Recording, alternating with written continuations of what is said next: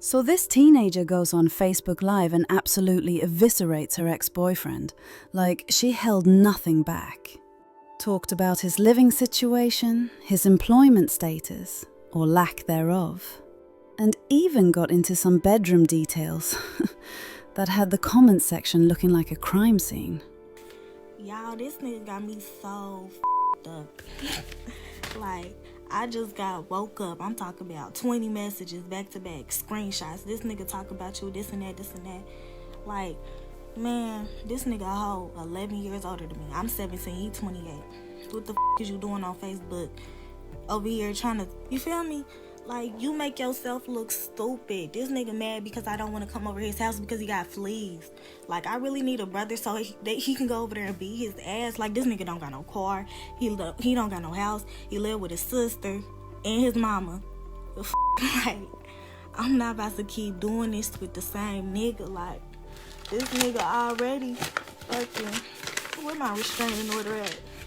He already violating his restraining order. Like, baby, I do not do this. Like, do not get on Facebook popping it about. Add me too. Sis, you want to go live? Yeah, Paige, how you add people? 11 days later, she was dead. Shot in the head by the same man she'd just humiliated in front of thousands. Now, I know what you're thinking. Why would she post that? Didn't she know he was dangerous? And that's exactly the question everyone asked. But I got a better one for you. This man, Trendell Goodwin, 28 years old, had been arrested 15 times for violence against women. So why was a grown man with 15 arrests more worried about his reputation than his rap sheet? And why was he free to have his feelings hurt in the first place? LaShonda Childs did everything the system tells you to do when you're being abused. Well, almost everything. Because publicly dragging your abuser on Facebook Live, that's not in the safety manual. But she was smart enough to have left. She reported it. She got restraining orders. She documented everything. She even predicted her own death on social media. And she still ended up in a morgue 2 days before her 18th birthday. LaShonda Cherise Childs was born October 5th, 2000 in Dayton, Ohio. And from day one, this girl was driven. Like... Dollar sign, hope it's on my other line. Ain't lying. The kind of driven that makes you tired just watching her. By 17, she wasn't just working, she owned her own business. The Beauty Blender LLC, eyebrow waxing, hairstyling, nail design, makeup application, the whole nine. Most teenagers at 17 are figuring out prom dates and college applications. LaShonda was running a business, building a clientele, and planning her future as a professional cosmetologist. She had goals, she had ambition. She had a plan. But there's always one thing that derails even the smartest women, right? A man who sees your potential and decides he'd rather destroy it than watch you outgrow him. September 2017.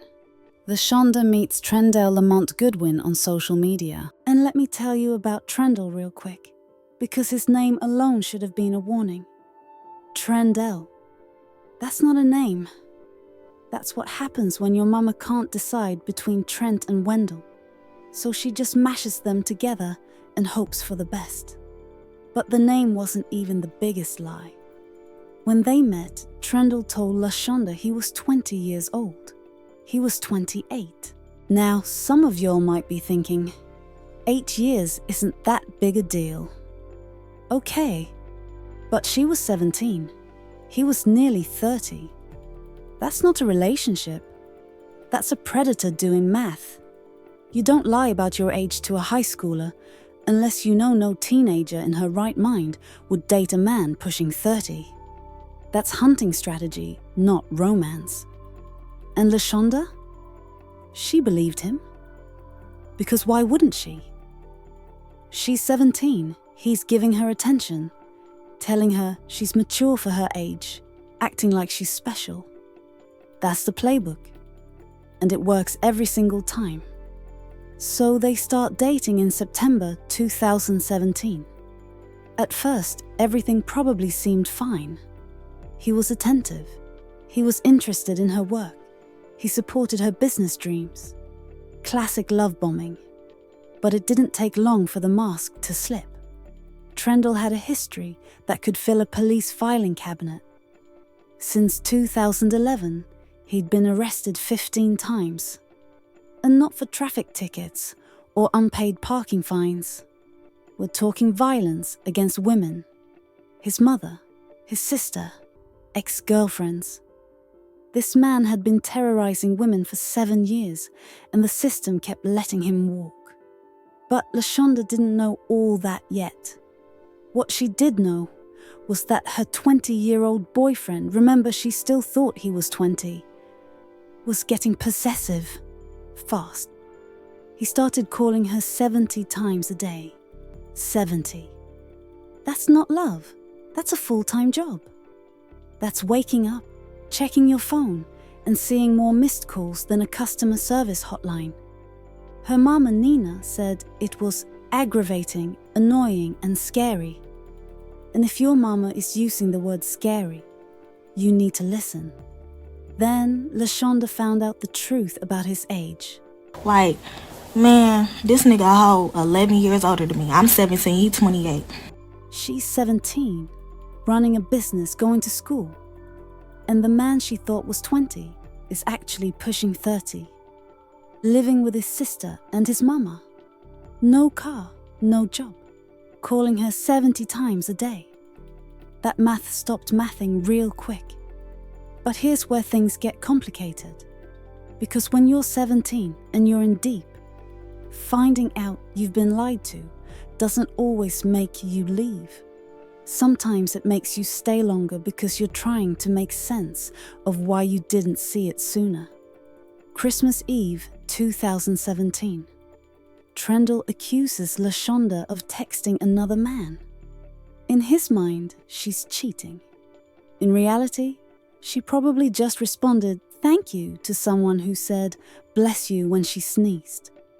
But Trendle doesn't need evidence, he needs control. So he throws a drink at her, in front of her family. Then he tries to drag her out of the car by her feet, like she's a piece of luggage he's retrieving from the trunk. This is Christmas Eve, y'all. Silent night? More like violent night. 2 months earlier, in another fit of jealousy, he'd smashed her phone against a wall and threw her purse into a sewer, over text messages. Let that marinate for a second. He destroyed her property and literally put her belongings in a sewer because he thought she was talking to someone else. Now, I need to pause here and say something that's gonna make some of y'all uncomfortable. If a man destroys your phone and throws your belongings in a sewer, that's not your cue to work harder on the relationship. That's your cue to run.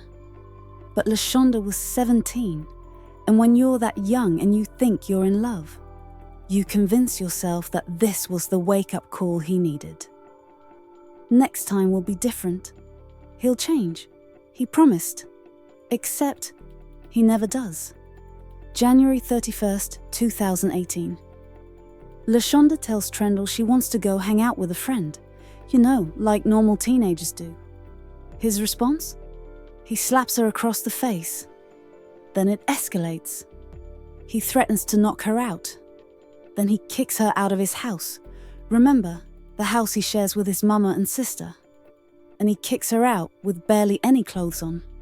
So LaShonda, half-dressed, has to go to the neighbors for help.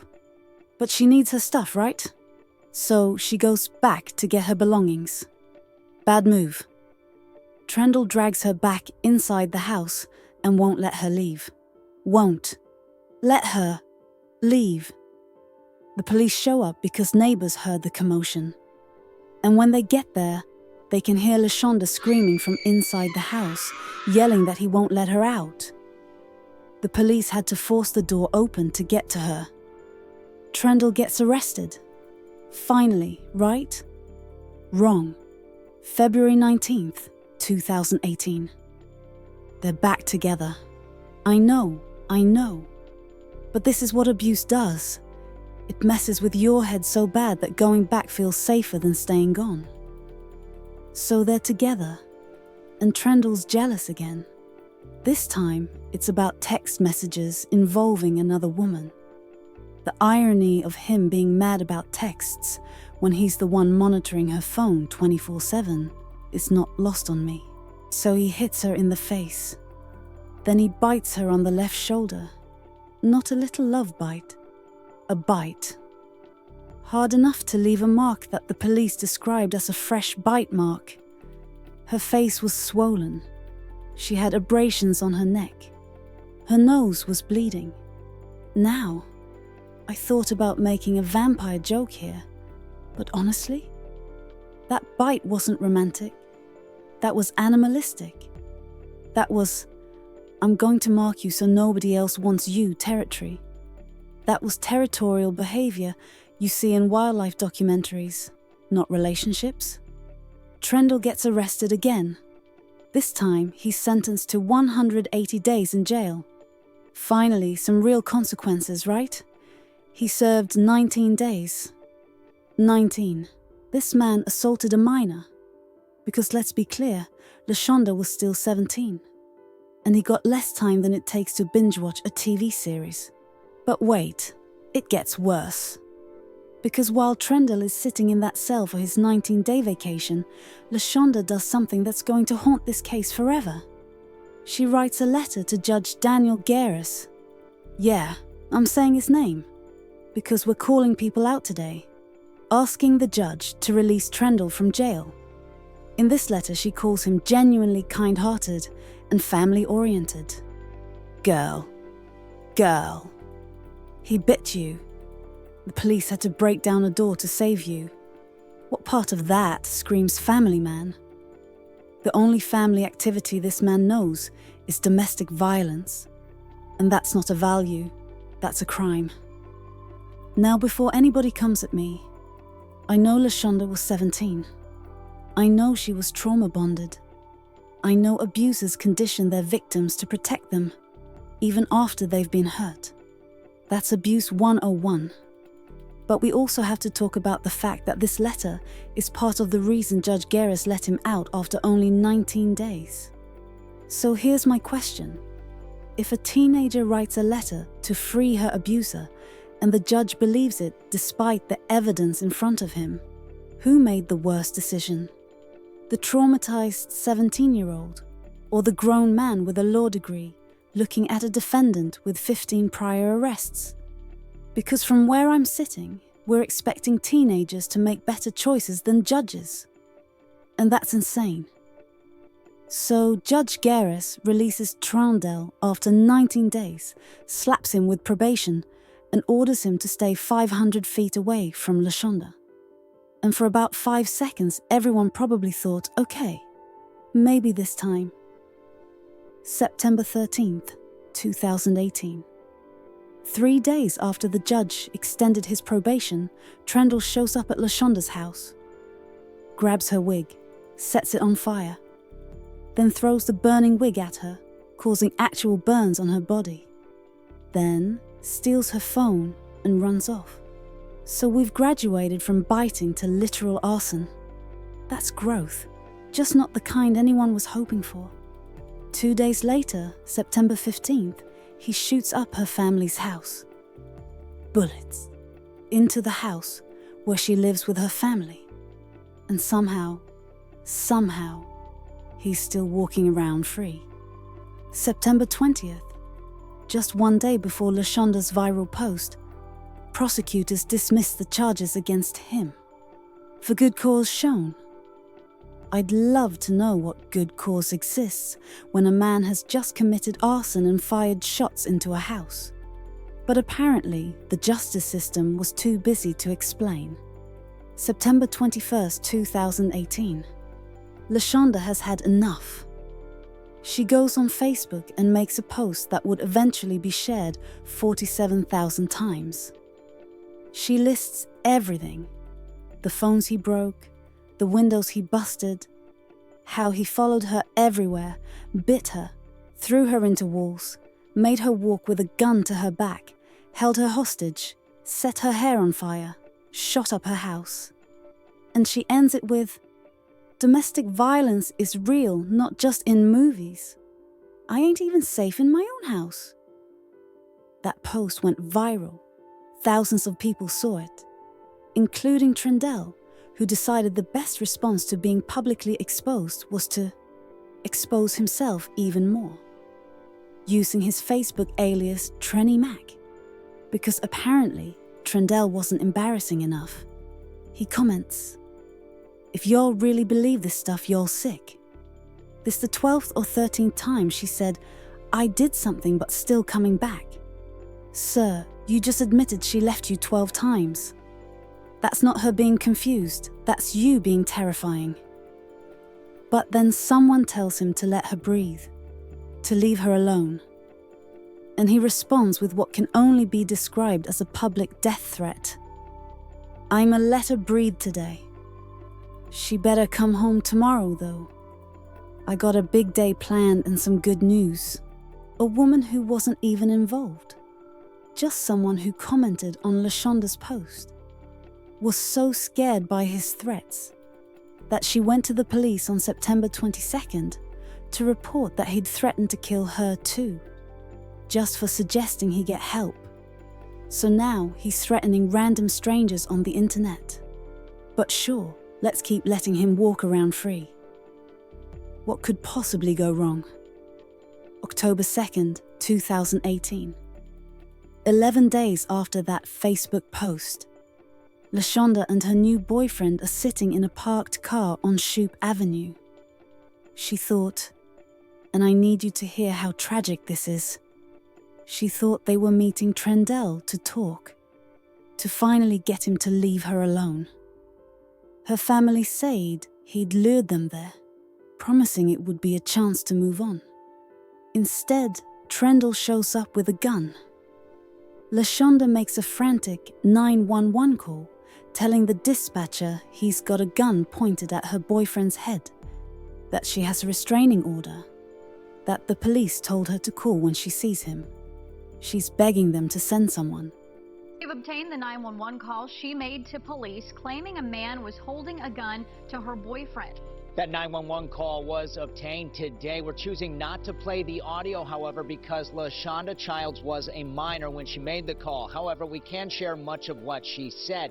As we've been reporting over the past 2 days, Dayton police responding to a home on Shoup yesterday for an alleged violation of a protection order that matches with Child's 911 call, in which she tells the dispatcher, quote, "This dude's got a gun pointed to my boyfriend. I got a restraining order on him. The police told me to call them when I see him." And then later, she also adds, quote, "I can't talk. I'm in a bad situation. People can't talk in every situation. Officer, send somebody. I got a protection order against this dude, and he's got a gun." But here's where the system fails her one final time.